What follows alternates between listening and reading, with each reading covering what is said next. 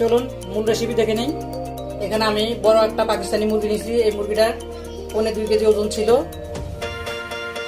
তো যাই হোক, আমি মুরগিটাকে যখন পরিষ্কার করে সব সাইড করে রেখে তার শুধু মাংসটা নিয়েছি। তো এখানে মাংসটা আছে আপনার 1200 গ্রামের মতো, 1 কেজি 200 গ্রামের মতো।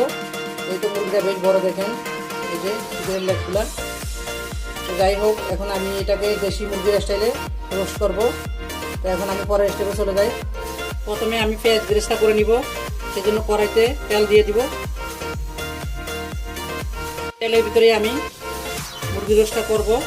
তো আমি পেঁয়াজ বেরেস্তা করার পর যদি দেখি যে তেল বেশি মনে হয়, তাই একটু তেল উঠে রাখবো আমি এখান থেকে। আমি 1 কাপ তেল দিছি, গরম হয়ে গেছে। এখন আমি পেঁয়াজ দিয়ে দেবো। এখানে আমি 1 কাপ পেঁয়াজ বেরেস্তা করব।